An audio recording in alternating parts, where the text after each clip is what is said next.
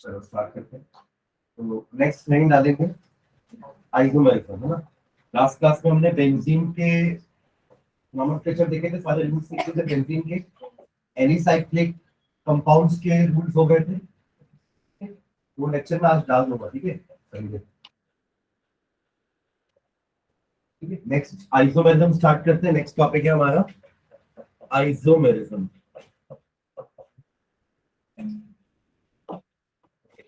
तो आइसोमर्स या isomerism basically phenomena है।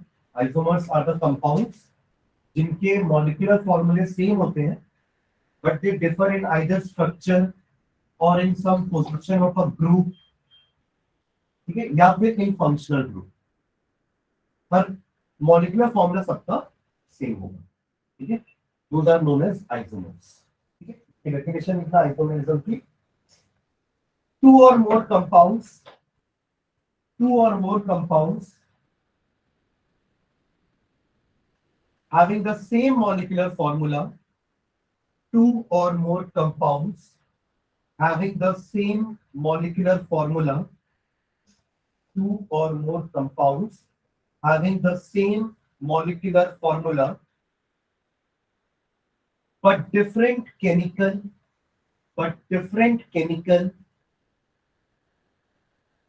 and physical properties, but different chemical and physical properties, but different chemical and physical properties are called isomers,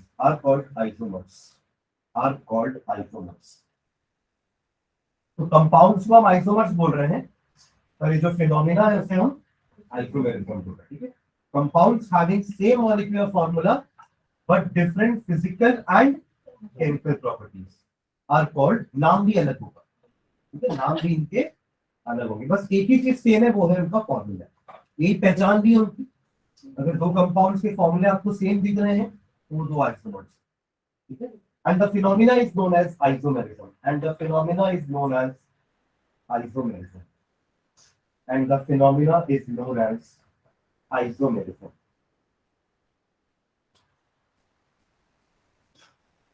And the phenomena is known as isomerism. ठीक है। अब basically isomerism को अपन दो part में divide करते हैं। एक होता है स्ट्रक्चरल आइसोमर्स या स्ट्रक्चरल आइसोमेरिज्म, और दूसरा होता है स्टीरियो आइसोमेरिज्म, ठीक है। ये और 6 टाइप के होते हैं स्ट्रक्चरल आइसोमर्स, और स्टीरियो आइसोमेरिज्म और 2 टाइप के। इसमें 2 टाइप होता है, एक होता है ज्योमेट्रिकल और एक होता है ऑप्टिकल।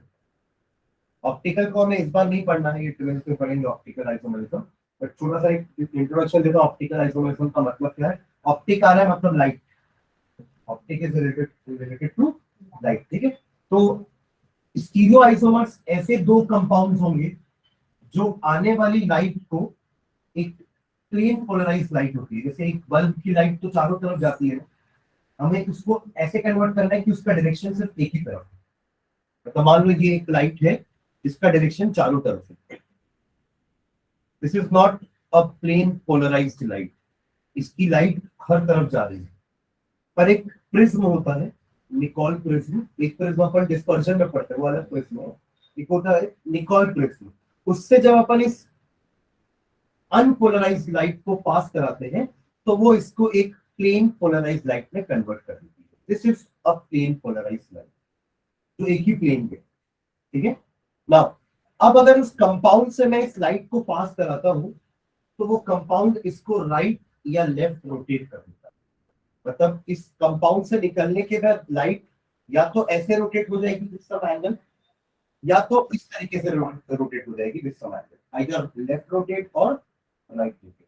तो अगर एक कंपाउंड राइट रोटेट कर रहा है, दूसरा लेफ्ट रोटेट कर रहा है, तो those two compounds are called optical isomers, having same molecular formula, but उनका लाइट के साथ बिहेवियर अलग अलग। एक उस लाइट को राइट रोटेट कर रही है, एक कर रहा है कंपाउंड, और दूसरा कंपाउंड उस लाइट को लेफ्ट रोटेट कर रहा है। That is the reason why they are known as optical isomers, ठीक है। अभी इतना ही याद रखो, बाकी जब अपन 12th में जाएंगे तो हम थोड़ा और डिटेल में पढ़ेंगे ऑप्टिकल आइसोमर्स, ठीक है। ओके, स्ट्रक्चर में फोकस करके स्ट्रक्चरल आइसोमर्स क्या होते हैं, ये अपन 6 टाइप के पढ़ेंगे इसी में ही, ठीक है। तो नेक्स्ट लाइन डालना, सॉरी लाइन लिखना नीचे। Isomerism is of two types. Isomerism is of two types. Isomerism is of two types. First लिखना structural isomerism, structural isomerism, and second लिखेंगे stereoisomerism. Stereoisomerism. Stereo, इसमें STEREO है ना, स्टीरियो आइसोमेरिज्म, स्टेरो हो गया तो स्टीरियो आइसोमेरिज्म, ठीक है। नेक्स्ट लाइन में सबसे पहले स्ट्रक्चरल आइसोमेरिज्म नहीं डाल देना, स्ट्रक्चरल आइसोमेरिज्म, स्ट्रक्चरल आइसोमेरिज्म, इसी को डिटेल में पढ़ना है, हाइफन डाल के लिखेंगे। Compounds having same molecular formula, compounds having same molecular formula, compounds having same molecular formula but different structures, but different structures, but different structures, that is different arrangement of atoms, that is different arrangement of atoms within the molecule, within the molecule, that is different arrangement of atoms within the molecule,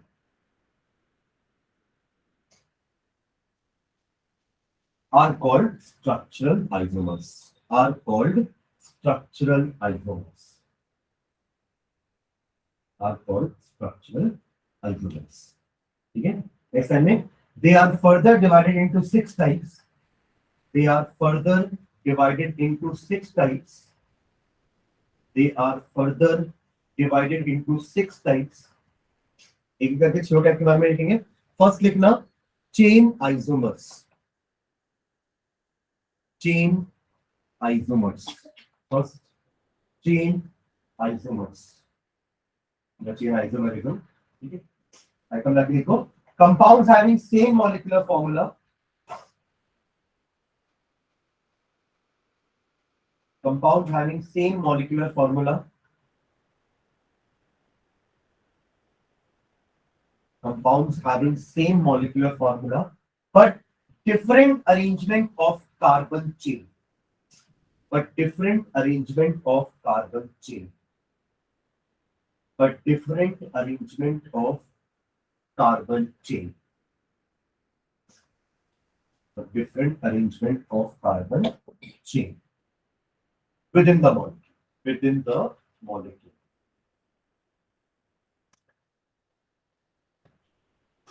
ठीक है। जैसे इसका एक example लेते हैं, 4 carbon ऐसे straight chain में connected है, ठीक है।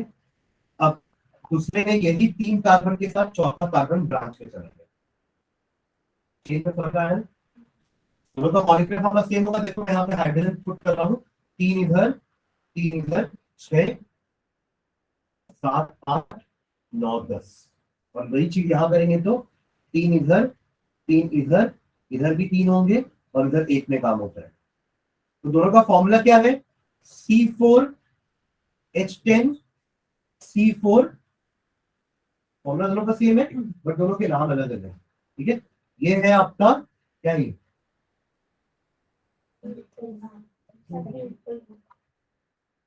Butane, right. अरे 4 कार्बन है तो ब्यूट होगा ना, इतना क्या सोच रहे हो, सिंपल इतना नहीं सोचना है, ठीक है। एकदम गहराई से देख रहे हो उसको, कुछ दिखाएगा फंक्शन ग्रुप कहीं पे, कुछ नहीं है ना, सिंपल तो ब्यूट है, चारों के बीच में सिंगल सिंगल बॉन्ड है तो ए लगेगा, खत्म, ठीक है। और ये 2 मेथिल प्रोपेन। अब यहाँ पे ब्रांच है, यहाँ तो कोई ब्रांच भी नहीं थी, सिर्फ वर्ड रूट और सफिक्स करना, वो भी प्राइमरी वाला। अब यहाँ पे एक ब्रांच है ना, कि आपका मेन चेन ये होगा, किसी को भी 3 कार्बन को मेन चेन बना पाएंगे, चारों कार्बन को मेन चेन नहीं बना पाएंगे, राइट। चारों कार्बन कंटिन्यूटी में नहीं है, तो या तो आप इन तीनों को बनाओगे या इन तीनों को बनाओगे या इन तीनों को, हर बार एक मिथिल आपका ब्रांच में रहेगा, वो भी हमेशा सेकेंड नंबर पे। कहीं से भी नंबरिंग चालू करो कि सेकेंड नंबर पे ही मिथिल आने वाला है। 1 2 3 नाम हो जाएगा 2 मिथिल। ये हो गया मेरा प्रीफिक्स। अब आते हैं वर्ड रूट में, दैट इज प्रॉप, और तीनों के बीच में सिंगल बॉन्ड है तो 2 मिथिल प्रोपीन। समझ गए? तो ये आपके 6 आइसोमर के एग्जांपल। ठीक है, लिख लो एग्जांपल में, butane and 2 methyl propane are chain isomers. Butane and 2 methyl propane are chain isomers.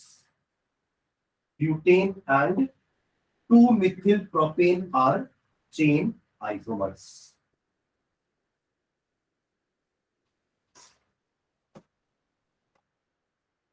समझ में आ रहा है? ठीक है, मतलब बस कार्बन की पोजीशन का फर्क होगा तो उसको अपन चेन आइसोमर बोलते। समझ रहे हो? इनके कॉमन में भी लिखना, ब्यूटेन को अपन कॉमनली एन ब्यूटेन बोलते हैं, और ये होता है आपका आइसोब्यूटेन। सेकेंड लास्ट कार्बन पे ब्रांच रहेगी ऐसे, तो इसका नाम होता है आइसोब्यूटेन। आईयूपीएसी है 2 मिथिल प्रोपेन। ठीक है,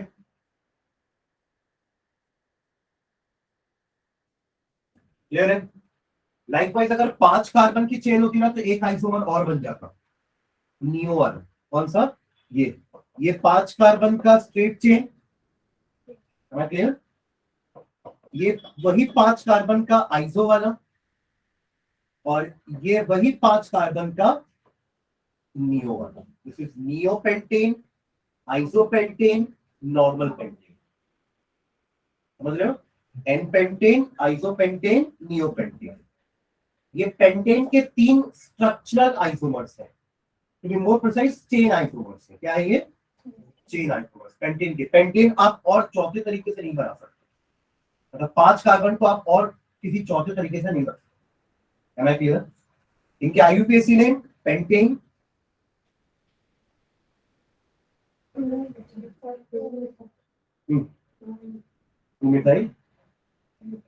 टू मिथाइल ब्यूटेन। 4 कार्बन है, straight chain 2 methyl butane.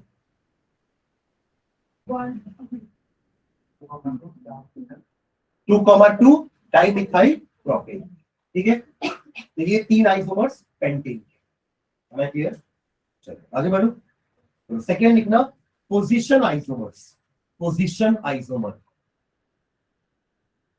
Position isomers, position isomers. अब यहाँ पे लोकेंट का नंबर चेंज हो सकता है। हो सकता है डबल बॉन्ड का पोजीशन चेंज हो जाए, ट्रिपल बॉन्ड का पोजीशन चेंज हो जाए, या फंक्शनल ग्रुप का पोजीशन चेंज हो जाए, जैसे ब्यूटेन 1 और ब्यूटेन 2 और both having the same molecular formula but OH group का पोजीशन चेंज है। ब्यूट 1 इन, ब्यूट 2 इन, दोनों का मॉलिक्यूलर फॉर्मूला सेम है बट डबल बॉन्ड की पोजीशंस अलग अलग। देखो आइकन डाल के, compounds which have same structure of carbon chain, compounds which have same structure of carbon chain। अब कार्बन चेन को डिस्टर्ब नहीं करना है ना, डबल बॉन्ड, ट्रिपल बॉन्ड या फंक्शनल ग्रुप की पोजीशन चेंज कर दी। compounds which have the same structure of carbon chain but differ in position of differ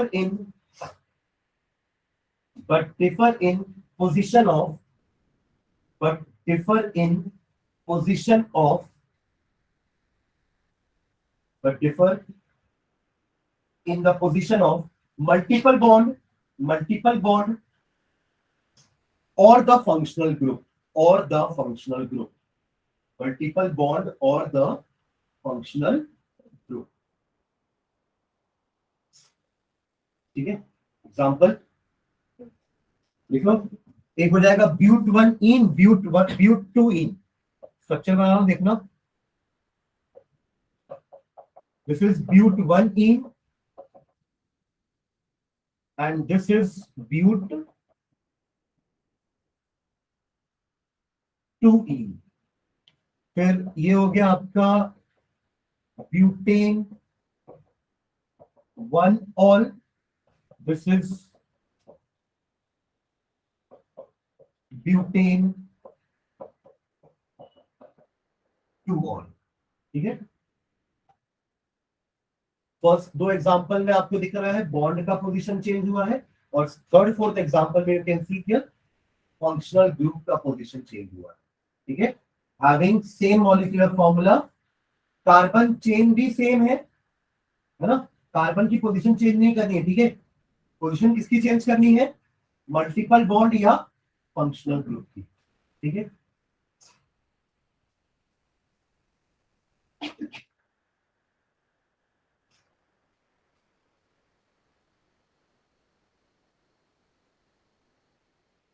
then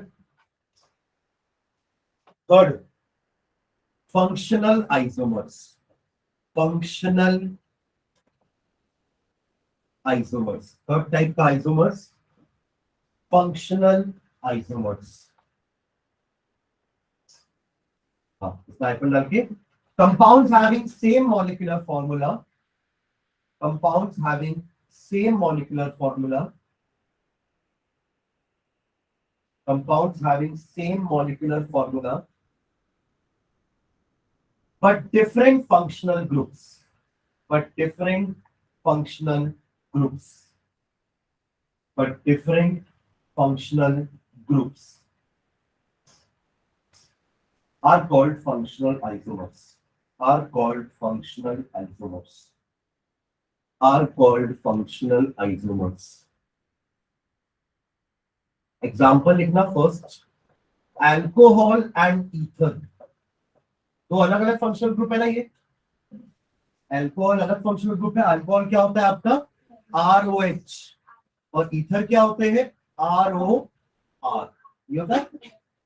इनका फंक्शनल ग्रुप आइसोमर कैसे बन रहा है ध्यान देना, CH3CH2OH, इसका नाम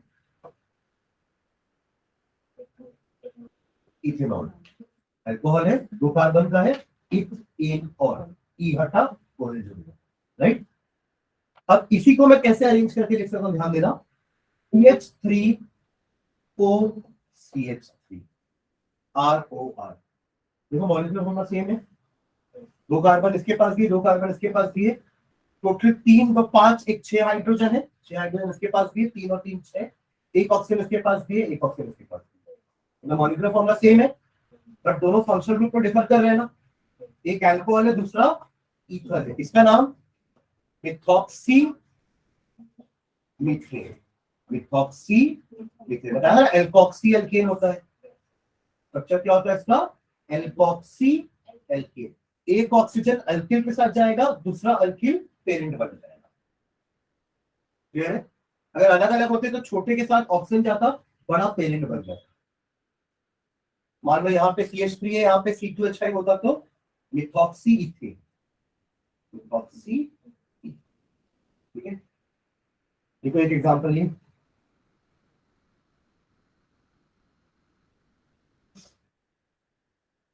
एक एग्जांपल और लिखना, carboxylic acid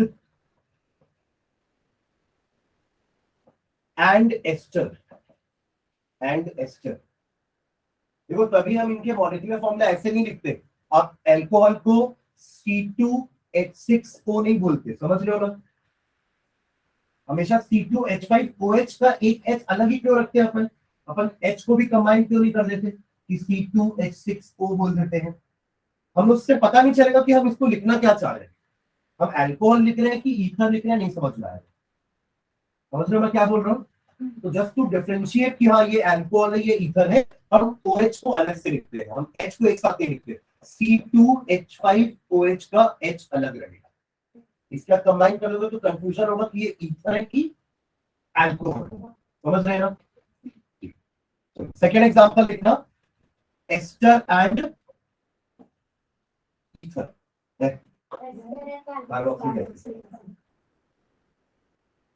carboxylic acid and ester, ठीक है।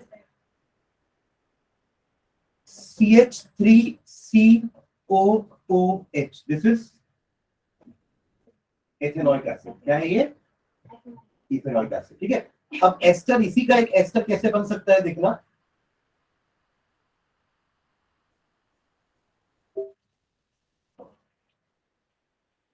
आपका एस्टर क्या होता है? RCOOR। टोटल कार्बन दो ही चाहिए ना मुझे इधर, है ना? तो इधर H से चालू करते हैं, ये तो वो बन जाएगा क्या? CHO, एक सेकंड, हाँ ठीक है, HCOOCH3। अपने तो इस R की जगह मैंने हाइड्रोजन रख दिया और दूसरे R की जगह CH। तो ये होगा ना COOR, समझ रहे? COOH मत सोचना इसको ना, COOH में H के साथ O रहता है, देख रहे हो? यहाँ H अकेला है हाइड्रोजन कार्बन के साथ, क्लियर? ठीक है, और इसको एल्डिहाइड भी मत समझना, इससे यहाँ तो CHO है, और एल्डिहाइड में C के साथ यहाँ पे R लगा रहता है, O नहीं होगा, तो ये एस्टर भी है, समझ रहे हो? ठीक है, तो इसका नाम हो जाएगा मिथिल मिथानोएट का। अपन ने देखा था ना एक एग्जांपल, इसको अपन OH से एंड करते हैं ना, एल्किल एल्केनोएट। जैसे इसका क्या था? एल्कोक्सी एल्केन था ना इसका जनरल नेम, इनका क्या होगा? एल्किल एल्केनोएट, OATE से एंड करेंगे ना। इसका नाम तो आप लोग लिख रही हो, इथेनॉइक एसिड, इसका नाम होगा मिथिल मिथानोएट, मिथानोएट। ठीक है, ई हटेगा, OH जुड़ जाएगा। ठीक है, एक आध एग्जांपल देखें अपन एस्टर का, ज्यादा नहीं देख रहे हैं, बट एक आध एग्जांपल देखें। ठीक है, मिथिल मिथानोएट।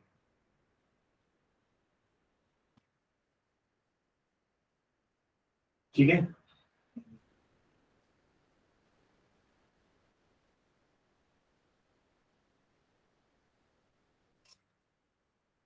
फॉर एग्जांपल लिखना इसी का ही। और भी दो फंक्शनल ग्रुप हैं जो फंक्शनल ग्रुप आइसोमेरिज्म शो कर सकते हैं, कीटोन एंड एल्डिहाइड। कर सकते हैं क्या ये दोनों? देखो, प्रोपेनल बनाएंगे। प्रोपेनल क्या होता है? CH3 CH2 CH2, ये होता है प्रोपेनल। तीन कार्बन है, थर्ड कार्बन एल्डिहाइड कार्बन ही है। ठीक है, और प्रोपेनॉन बनाता हूं, CH3 COCH3, ये होता है propanone. This is propanal. Count करो, number of carbon hydrogen oxygen and propanone. क्या ये आइसोमर्स हैं?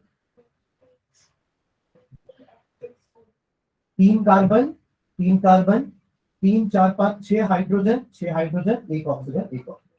सेम मॉलिक्यूलर फॉर्मूला, क्या अलग है पर? फंक्शनल ग्रुप, इसके नाम भी अलग अलग हो गया। एक कीटोनिक ग्रुप है, एक एल्डिहाइड।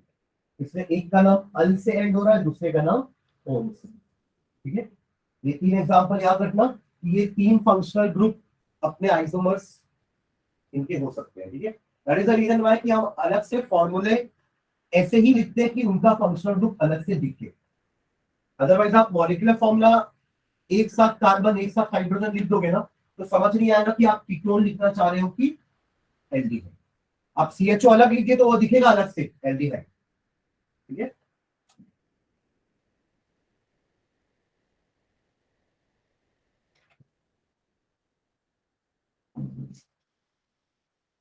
टाइप का, फोर्थ टाइप का आइसोमेरिज्म लिखना, स्ट्रक्चर में ही मेटामेरिज्म।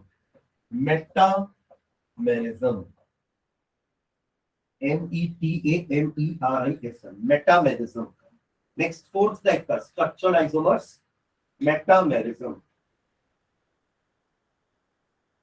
इसमें लिखेंगे मेटामेरिज्म में compounds having same molecular formula, compounds having same molecular formula, compounds having same molecular formula, but different number of carbon atoms, but different number of carbon atoms on either side of the functional group, on either side of the functional group, on either side of the functional group, on either side of the functional group. Functional group के bracket में लिखना that is कुछ ऐसे functional group जैसे कि ये ether है, आजू बाजू दोनों तरफ अल्किल ग्रुप आता है। वैसे ही एक CO लिखना, कीटोनिक ग्रुप में भी आजू बाजू दोनों तरफ अल्किल ग्रुप आता है, ठीक है, etcetera. Number of carbon atoms on either side of the functional, ठीक है। जैसे example CH3 CH2O CH2 CH3, ठीक है। इसका नाम इधर है ना, इथॉक्सी। एक के साथ O चलेगा तो इथॉक्सी, और दूसरे के साथ दूसरा अपना पेन एल्कीन, इथॉक्सी इथेन। क्या नाम होगा इसका? Ethoxy ethane. अब देखो सेम वापस इसी को लिख रहा हूं,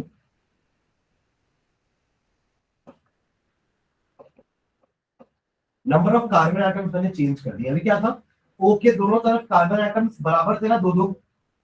अब मैंने क्या किया, एक तरफ एक और दूसरी तरफ तीन कर। इससे मॉलिक्यूलर फॉर्मूला में चेंज नहीं आएगा। देखना कितने कार्बन है यहाँ पे, 4, यहाँ पे भी 4 है। हाइड्रोजन 3 4 5, 3 4 5 10। यहाँ पे भी देखो 3 3 6 7 8 9 10, और ऑक्सीजन 1 है। सेम मॉलिक्यूलर फॉर्मूला बट नाम अलग है। इसका नाम तो बताया ना, इथॉक्सी इथॉक्सी इथेन, और इसका होगा मिथॉक्सी प्रोपेन। O के साथ जाएगा कम कार्बन और ज्यादा कार्बन बनेगा पेन, तो methoxy propane. Number of carbon on either side of the functional group is different. यहाँ पे दोनों तरफ दो दो थे, सेकेंड वाले में एक तरफ एक, दूसरी तरफ 3 है, टोटल 4 कार्बन, बट उनका नंबर अलग अलग रख दिया हमने। तो ये भी आपका इस तरफ आइसोमर्स होगा, ठीक है। एक एग्जांपल प्रोपेनॉन का, ये सॉरी कीटोन का भी देखते हैं, ठीक है।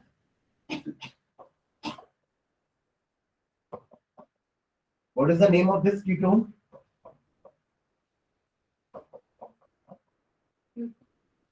कहां से ब्यूटेनॉल? 5 है, पेंटेनॉल होगा ना। वर्ड याद नहीं हो रहा यार, टेस्ट देने वाले थे।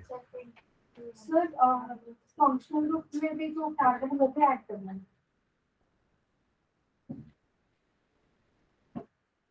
इन का नाम क्या है?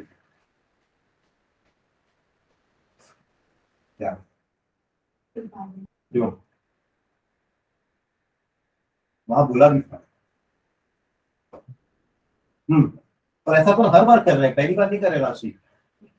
इथेनॉइक एसिड, ठीक है। कब नहीं काउंट करना उन कार्बन को अपन लिखे हैं, अगर पेरेंट चेन में 2 से ज्यादा ग्रुप ऐसे लगे हुए हैं जो डायरेक्टली कनेक्टेड है, वो पेरेंट चेन अनब्रांच्ड है, तब हम उन कार्बन को काउंट नहीं करते। रूल है, लिखा है।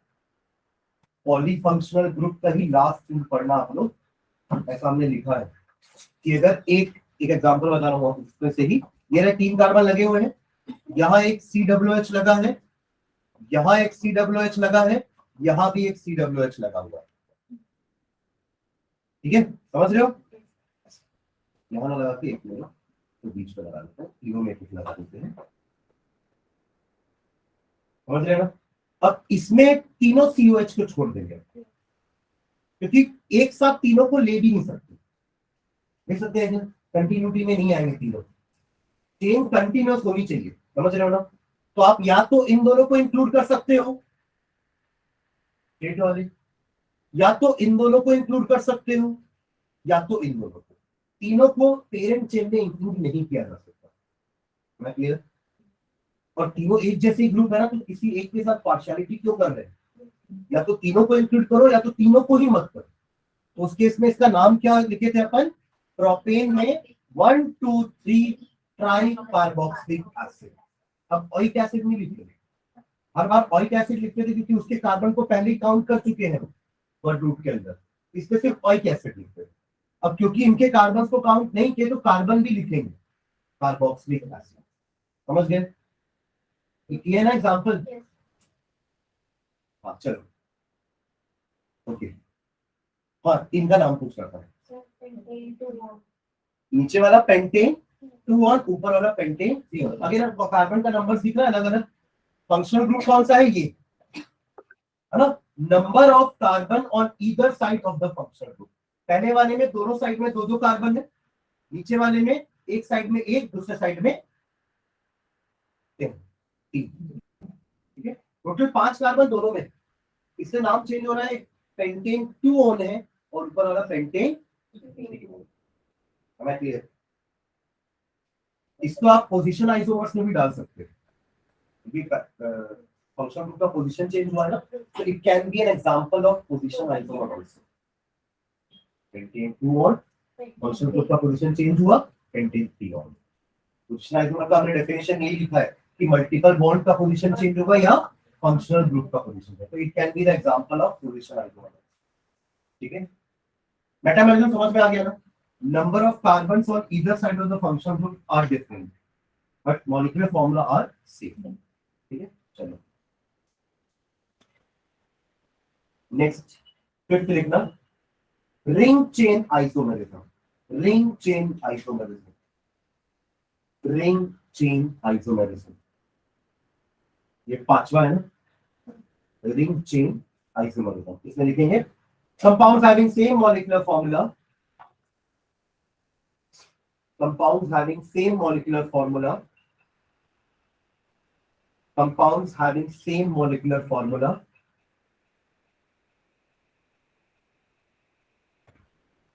but possessing open chain and cyclic structures, but possessing open chain and cyclic structures, but possessing open chain and cyclic structures, possessing open chain and cyclic structure. For example, alkenes and cycloalkane. Alkenes and cycloalkane. Cycloalkane पढ़ेगा अपन, इसका पूरा nomenclature clear है cyclic compounds का। ठीक है, cyclo लगा देते हैं अपन इसके आगे। ठीक है, एल्कीन्स और साइक्लोएल्केन कैसे आइसोमर्स हो रहे हैं, ध्यान देना इधर।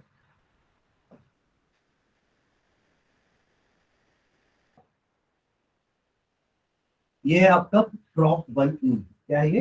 प्रोप1इन। प्रोपीन भी चलेगा, क्योंकि प्रोप2इन नहीं बना सकते, कोई नहीं बना सकता, प्रोप2इन होता ही नहीं, प्रोप1इन ही होता है। ठीक है, अब इसमें कितने हाइड्रोजन हो जाएंगे?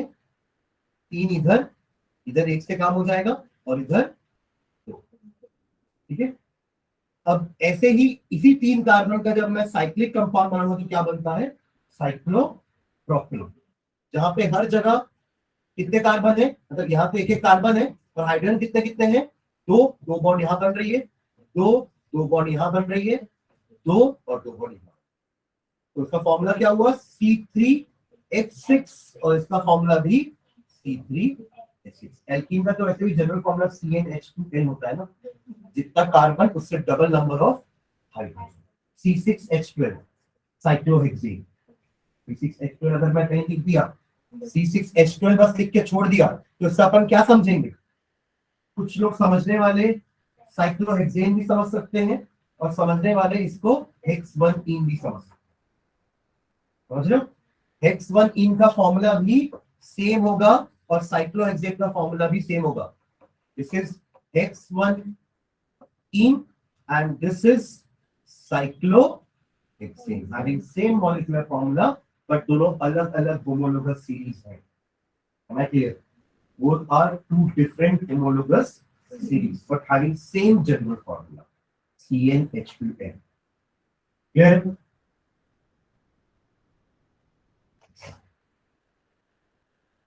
ऐसे ही आप एक और के साथ कर सकते हो।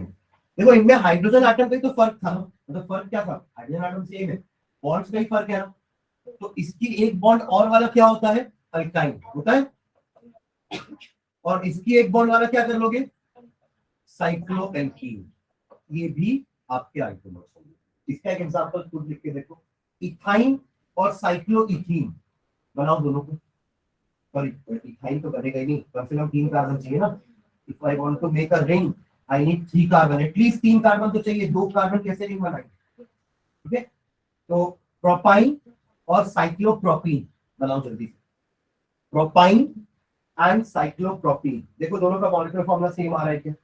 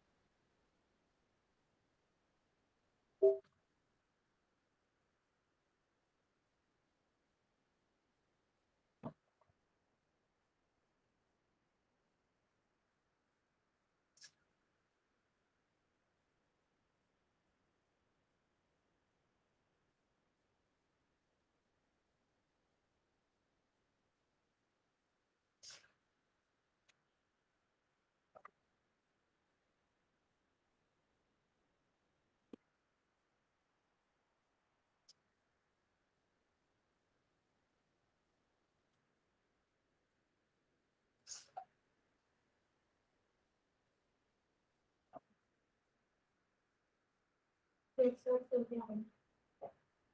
ना सबका, प्रोपाइन और साइक्लोप्रोपीन।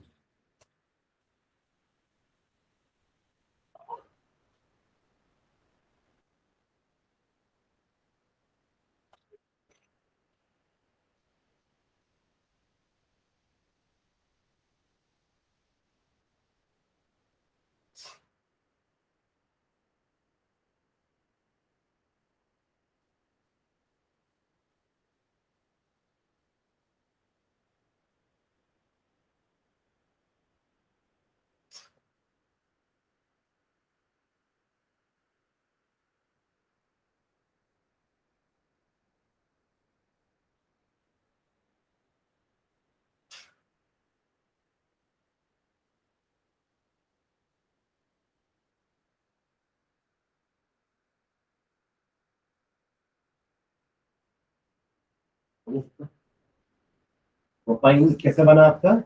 प्रोपाइन तो सिंपल ये होगा, है ना? और यही 3 आपके जब ऐसे कनेक्ट हो जाएंगे, कार्बन नहीं जब ट्रायंगल बना रहा हूँ और एक कोई बॉन्ड को डबल करूँ, ये CH2 है पर ये दोनों CH number of carbon hydrogen कर लेंगे ना, यहाँ पे 1 होगा, यहाँ पे 3 होगा, तो टोटल कार्बन कितने हैं? C3H4, यहाँ पे भी 3 जगह पे 3 कार्बन, 1 2 3 4, ठीक है, प्रोपाइन एंड साइक्लोप्रोपीन। ठीक है, चलो लास्ट लिखना 6th टाइप का आइसोमरिज्म स्ट्रक्चर के अंदर। आपकी बुक में एनसीईआरटी में 4 ही दिए, ठीक है, ये रिंग चेन नहीं दिया है। और जो छठवा लिखवा रहा हूं, टॉटोमेरिज्म, टॉटोमेरिज्म, टॉटोमेरिज्म, TAUTOMERISM। इसलिए पढ़ा हूं क्योंकि हम जब हाइड्रोकार्बन पढ़ेंगे ना तो वहां पे एक रिएक्शन में टॉटोमेरिज्म काम आएगा, इसलिए इसको पढ़ा रहा हूं। लिखना इसका हाइफन डाल के, it is a special kind of isomerism, it is a special kind of functional isomerism, it is a special kind of functional isomerism, it is a special kind of functional isomerism in which the isomer exists in which a isomer exists in which a isomer exists in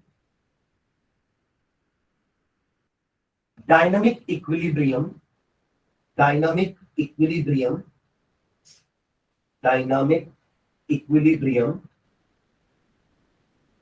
equilibrium पढ़ चुके हैं ना, दो compounds के बीच में कभी भी कोई भी एक दूसरे के ऊपर मतलब फॉर्म कर सकता है equilibrium with each other, with each other, with each other. Full stop. It arises due to migration of, it arises due to, it arises due to migration of, migration समझते हैं? अपनी पोजीशन चेंज करना है ना, migration of hydrogen atom, migration of hydrogen atom migration of hydrogen atom from one polyvalent atom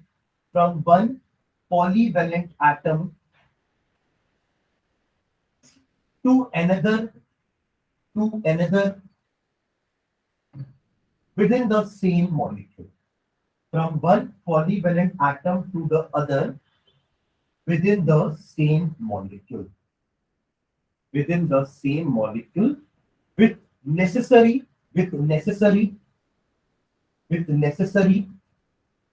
rearrangement of linkages. With necessary rearrangement of linkages. With necessary rearrangement of linkages. We'll stop next time right now. It is of two types. It is of two types. It is of two types. First लिखना diode system. Diode system. इसका hyphen डाल के लिखना एक line. It involves 1,2 migration. It involves 1,2 migration of proton. It involves 1,2 migration of proton.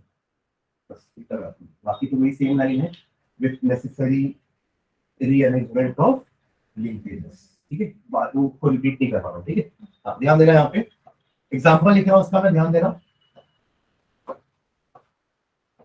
HCN, इसमें क्या बोलते हैं अपन, हाइड्रोजन साइनाइड, है ना. यहाँ पे हाइड्रोजन ने किसके साथ बॉन्ड बनाई हुई है, कार्बन के साथ. ठीक है, अगर यही हाइड्रोजन शिफ्ट होकर नाइट्रोजन के साथ बॉन्ड बना लेगा ना,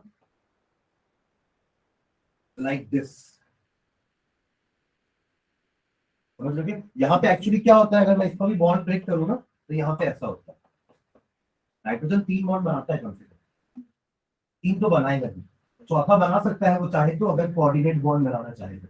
जैसे अमोनियम में देखो, अमोनिया में NH3 नाइट्रोजन 3 हाइड्रोजन से कनेक्टेड है ना, खुश है, बट इसके पास एक लोन पेयर होता है, तभी तो उसको लिवाइस बेस की कैटेगरी में डालेंगे. अरे लिवाइस बेस. ठीक है, अब ये अगर वो लोन पेयर को किसी को डोनेट करना चाहे, जैसे कि H पॉजिटिव, तो वो कर सकता है, जैसे यहाँ भी कर रहा है. समझ रहे हैं ना. तो यहाँ 3 बॉन्ड समझ में आ रही है, बट इससे कार्बन तो खाली रह गया ना, है ना. तो यहाँ वो क्या करता है, कार्बन के साथ एक कोऑर्डिनेट बॉन्ड बना देता है. समझ रहे हो, कार्बन के साथ एक कोऑर्डिनेट बॉन्ड. तो इसको कहते हैं साइनाइड और ये कहलाता है isocyanide. These are two functional groups. ये दो अलग अलग फंक्शनल ग्रुप्स हैं. एक में हाइड्रोजन की बॉन्डिंग C के साथ है और दूसरे में हाइड्रोजन की बॉन्डिंग N के साथ. पर फॉर्मूला तो सेम है ना, HCN. यही चीज जब अल्किल के साथ लगती है ना, तो ये हो जाता है RCN और क्या होगा, RNC. समझ लो, एक में R के साथ डायरेक्ट कार्बन जुड़ा है साइनाइड का, CN का, और एक में R के साथ N जुड़ा है. और ये दोनों एक दूसरे का डायनेमिक इक्विलिब्रियम का मतलब क्या है, ये वापस यही बन जाएगा, ये वापस ये बन जाएगा, जैसे रेजोनेंस में होता है. तो प्रोटॉन शिफ्टिंग हुई, और फिर प्रोटॉन शिफ्टिंग नहीं करना है हमको, नेसेसरी रीअरेंजमेंट ऑफ लिंकेजेस, ताकि सबकी बॉन्ड उतनी ही बनी रहे, किसी को अनस्टेबल नहीं कर रहा. समझ रहे हैं क्या बोल रहा हूँ मैं. तो ये आपका एक एग्जांपल हुआ डायरेक्ट सिस्टम का, जहां पे 1 से 2 में गया ना, हाइड्रोजन कहां से कहां शिफ्ट हुआ है, फर्स्ट एटम से सेकेंड एटम में गया. पहले कार्बन के साथ था, अब नाइट्रोजन का गया. तो शिफ्टिंग कैसे हुई, सिर्फ 1 से 2 एक पोजीशन में ही हुई. तो डायड 2 एटम के बीच में ही हुआ है. ठीक है, इसको लिखो डायड सिस्टम का एग्जांपल.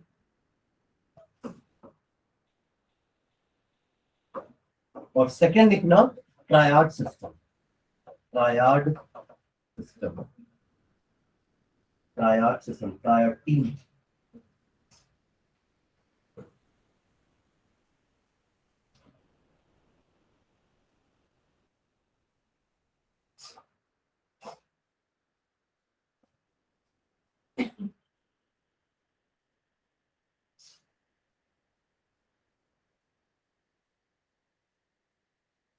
ठीक है, हाइफन डाल के लिखो.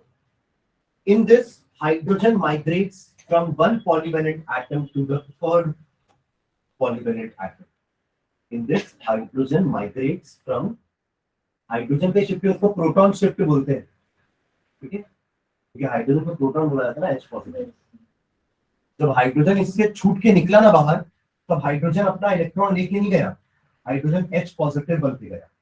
ये तो कार्बन ज्यादा इलेक्ट्रोनेगेटिव है ना हाइड्रोजन से, तो जब हाइड्रोजन जाना चाहेगा तो कार्बन इतनी आसानी से जाने नहीं देगा उसको, वो ये बोलेगा कि तू जा रहा है तो जा, पर ये दोनों मेरे पास रहेंगे, मैं ज्यादा इलेक्ट्रॉन, वो चला जाएगा एज H पॉजिटिव।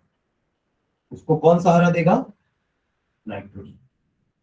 शिफ्टिंग बस यहां से यही हुई ना, इसको प्रोटॉन शिफ्ट बोल रहे हैं। प्रोटॉन शिफ्ट क्यों बोले? क्योंकि वो हाइड्रोजन नहीं रहा, वो प्रोटॉन बन चुका है, H पॉजिटिव बन के बाहर निकला ना वो, H पॉजिटिव को प्रोटॉन बोलते हैं, ठीक है। ओके, क्या लिखे हैं? In this, hydrogen migrates from one polyvalent atom to the third polyvalent atom within the same bond, within the same molecule, within the same molecule, within the same molecule. ठीक है, इसका एक एग्जांपल लिखना, कीटो enolic form, ऐसा करके लिखो, फिर एक एग्जांपल लिखते हैं। कीटो कीटोन से आया है, इन डबल बॉन्ड वाला इन है, और ऑल एल्कोहल, समझ गया ना? तीन चीज दिख रही है आपको, कीटोन, डबल बॉन्ड, एल्कोहल, कीटो इनोलिक, ठीक है। चलो अब बनाते कैसे बोल रहे हैं अपन। ये रहा आपका कीटोन, बनाता हूं मैं CH3C double bond O CH3, ये है प्रोपेनॉन है।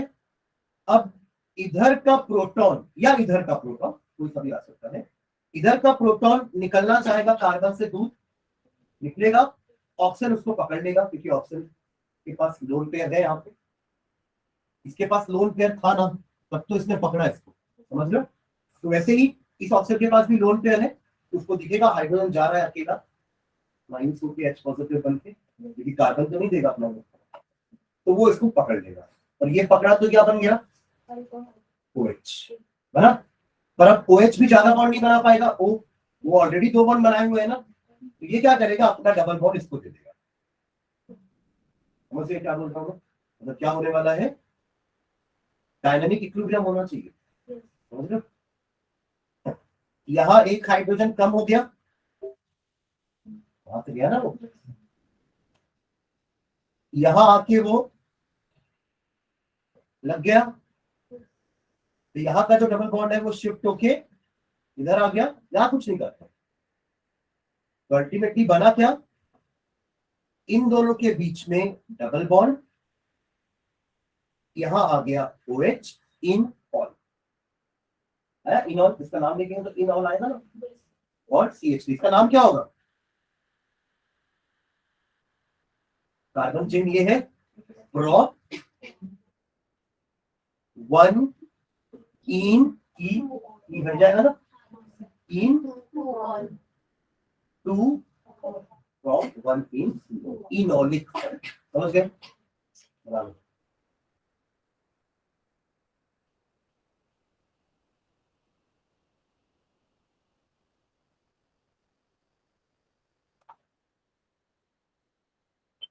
तो फर्स्ट से थर्ड में गया ना हाइड्रोजन, देख रहे हो ना, ये वाला हाइड्रोजन निकल के इस सेकेंड वाले में नहीं गया, थर्ड एटम में गया, तभी इसको ट्रायड सिस्टम बोलते हैं। इससे तीन एटम का बॉन्डिंग सफर किया ना, ये भी, इनके पहले बीच में सिंगल बॉन्ड थी, अब डबल हो गई, इनके पहले बीच में डबल बॉन्ड थी, अब सिंगल हो गई, ऑक्सीजन किसी का सिंगल बॉन्ड नहीं बना रहा था, अब बना रहा है।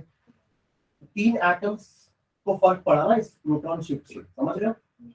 इसलिए ट्रायड सिस्टम, ठीक। डन। हाँ, ये आपके 6 टाइप के हो गए स्ट्रक्चर।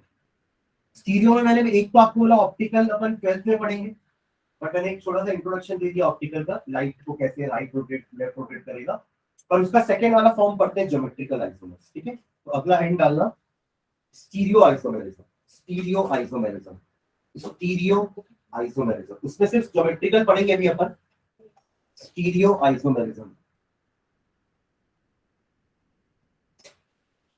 स्टीरियो आइसोमेरिज्म, इसमें हाइफन डाल के लिखेंगे isomers which have same structural formula, isomerism which have same structural formula, isomerism which have same structural formula, मतलब फंक्शनल ग्रुप भी सेम रहेगा, पोजीशन सबकी सेम रहेगी, स्ट्रक्चरल आइसोमर्स नहीं रहेंगे, समझ रहे, सबका स्ट्रक्चर सेम रहेगा। तो फिर कहां से डिफरेंस आएगा इनका, स्पेस में उनकी पोजीशंस, ग्रुप की पोजीशंस। तो जैसे अगर मैं ग्लूकोज की बात करूं तो ग्लूकोज में बहुत सारे OH ग्रुप होते हैं। अगर एक ग्लूकोज मॉलिक्यूल में एक OH group right hand side में है, दूसरे में OH group left hand side में, स्पेस में है ना सारे, ये सारे मॉलिक्यूल का स्ट्रक्चर कैसा होता है, 3D होता है, तो उनका स्पेशियल अरेंजमेंट अलग अलग होता है, वो कहलाएंगे आपके स्टीरियो आइसोमर्स।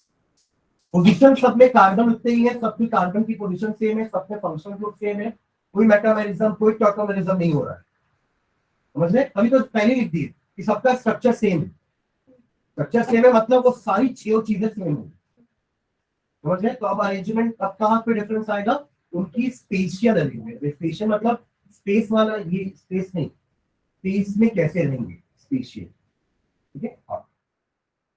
तो isomers which have same structural formula but have different relative arrangement of atoms, but have different relative arrangement of atoms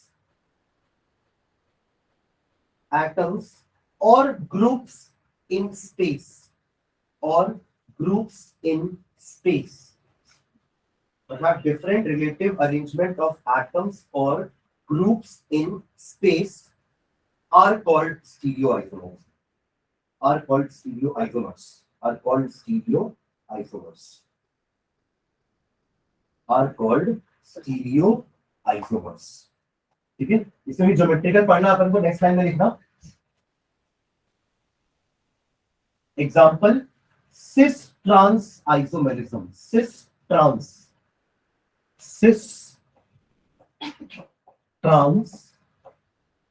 isomerism, cis trans isomerism, इसका एक एग्जांपल देखना।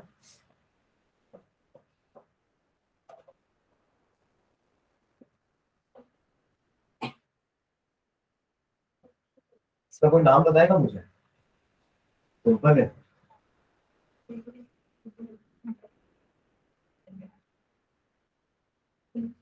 आप छोड़ दो।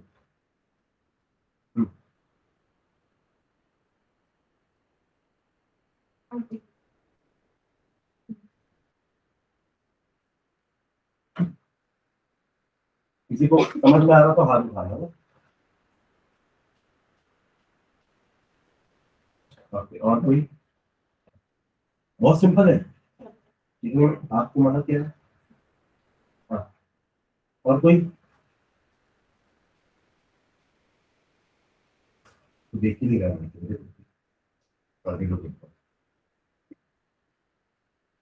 ऐसी करके हम लोग टीचर से नजर चुराते हैं और दीदी के पीछे छूट जाएगा, अभी पेन गिरेगा नीचे, आगे हो जाएगा, जल्दी। और कोई नहीं, अरे सिक्स क्लास से ही पूछ रहा हूँ, बस इसका नाम बताओ, तो सिक्स क्लास से बताया नहीं तो कैसे बताओगे अभी।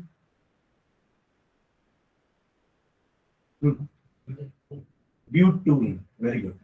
क्या हुआ है, कंटिन्यूअस कार्बन चेन 4 कार्बन की है, तो ब्यूट दो कार्बन के बीच में डबल बॉन्ड है, वो भी फर्स्ट सेकेंड पोजीशन, या यहां से काम करो तो फर्स्ट सेकेंड पोजीशन, तो सेकेंड के लिए ब्यूट-2-ई, क्या टफ लगेगा, मैं ऐसे ही इसको प्रोपेन पेंटेन को ऐसे लगा दूंगा तो नहीं बता पाओगे क्या,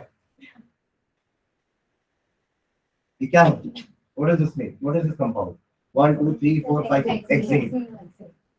कंटिन्यूटी देखना ना, हमेशा स्ट्रेट कंटिन्यूअस थोड़ा होता है, हम कहीं पे भी स्ट्रेट नहीं लिखे, हमेशा लॉन्गेस्ट कंटिन्यूअस लिखे, तो ये कंटिन्यूटी नहीं लिखी है 4, ठीक है। तो दिस इज ब्यूट-2-इन, ठीक है, क्लियर है सबको। अब यहाँ पे मैंने अरेंजमेंट एक तरह से किया है, इसी का एक दूसरा फॉर्म बना रहा हूं मैं, ठीक है, लिखना यहाँ पे, और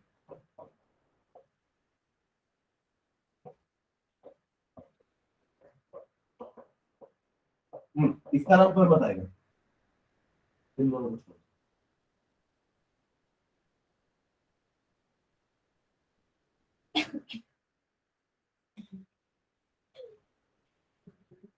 आयुष आया तो सर, ब्यूट टू ही है ना, यहाँ ये है 4 कार्बन, ठीक है।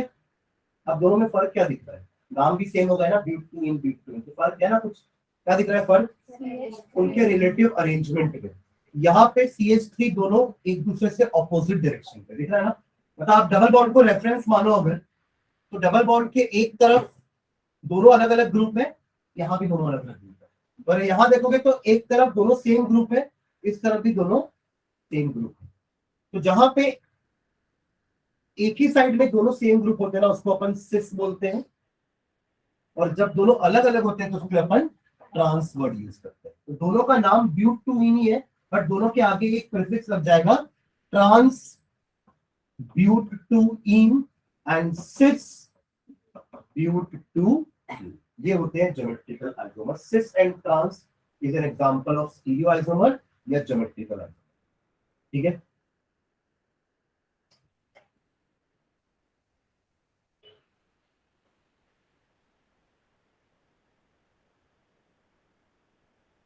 रूल्स से स्टिक रहोगे ना तो कभी गलती नहीं होगी।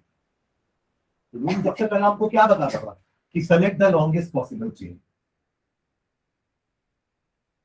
तो 4 कार्बन, तो parent but, word root but. अब क्या कार्बन सबके सिंगल बॉन्ड है डबल बॉन्ड है, यही चेक करना है हमको। तब तो अगला सफिक्स बता पाएंगे ना क्या आएगा, ठीक है। अपन पढ़े ना नॉर्मल पेजर ठीक से, इतनी क्लासेस दी अपन नॉर्मल पेजर को, 6-7 क्लास शायद नॉर्मल पेजर पढ़ ली। इतना कभी नहीं पढ़ाया नॉर्मल पेजर का, 3 क्लास मैक्सिमम। अपन को डबल नंबर ऑफ क्लासेस पढ़ाया होगा।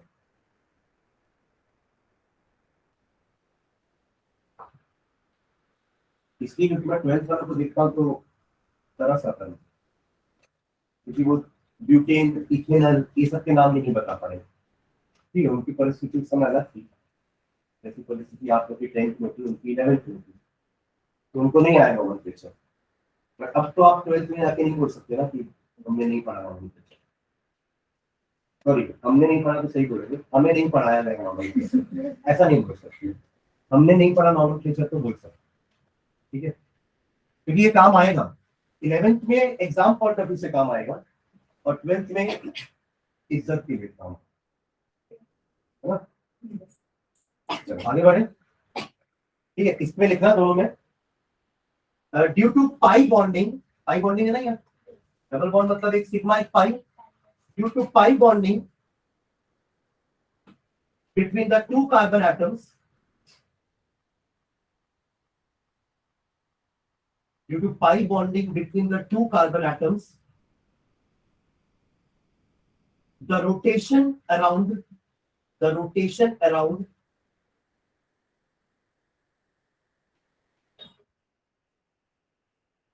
the rotation around carbon carbon double bond is prohibited.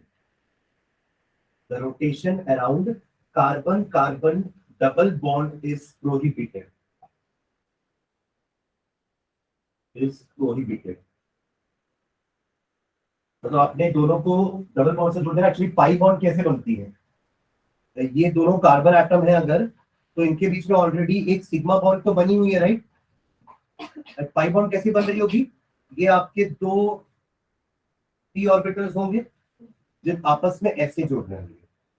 अगर ऐसे जुड़ गए तो ये ट्विस्ट नहीं हो पाएंगे ना, आपस में खुद रोटेट के, मतलब एक कार्बन दूसरे कार्बन में ऐसा ऐसा जुड़ नहीं पाएंगे दोनों, कि वो जुड़ चुके हैं ऊपर से। एक इलेक्ट्रॉन को ऊपर से जोड़ दिया अपन ने, रस्सी यहाँ जोड़ दी, यहाँ जोड़ दी, अब ये ऐसा नहीं हो पाएंगे पूरे, समझ रहे हो ना।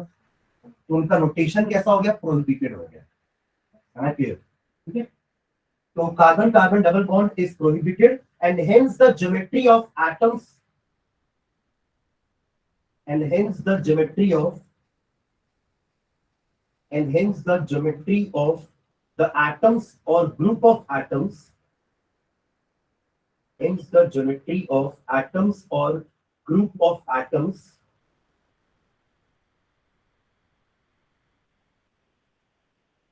attached to the carbon atoms, attached to the carbon atoms, attached to the carbon atoms,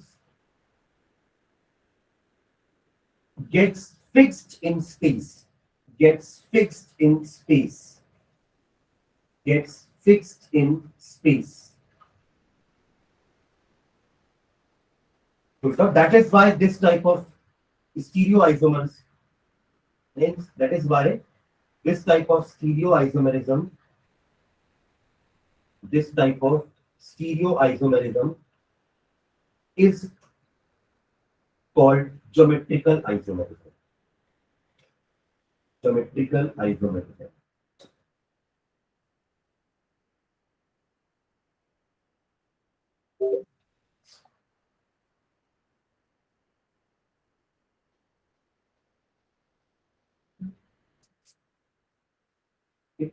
अब इसमें एक चीज और देखेंगे अपन, दोनों में ज्यादा स्टेबिलिटी किसकी होती है, ठीक है। यहाँ पे क्या है, दो एक जैसे ग्रुप एक साइड में है ना, तो इनके बीच में रिपल्शन भी होगा, इस CH3 को रिपेल करेगा, राइट। बट यहाँ पे ये दोनों अलग अलग डायरेक्शन पे दूर है एक दूसरे से, तो वो रिपेल नहीं करेगा। तो अगर स्टेबिलिटी की बात करो कि कौन सा स्ट्रक्चर ज्यादा देर तक रह सकता है अपने उस फॉर्म में, तो वो ये हो ट्रांसफर, ठीक है। तो एक तो सेम ग्रुप के कारण रिपल्शन हुआ, और एक और एक फैक्टर बोलते हैं अपन स्टेरिक हिंड्रेंस, स्टेरिक हिंड्रेंस। इसको अगर मैं आम भाषा में बोलूं तो इसको बोलेंगे भीड़ भाड़। जहां भीड़ भाड़ ज्यादा होगी वहां पे भगदड़ ज्यादा मचेगी ना, तो वो क्राउड बहुत अनस्टेबल होगा, समझ रहे हो।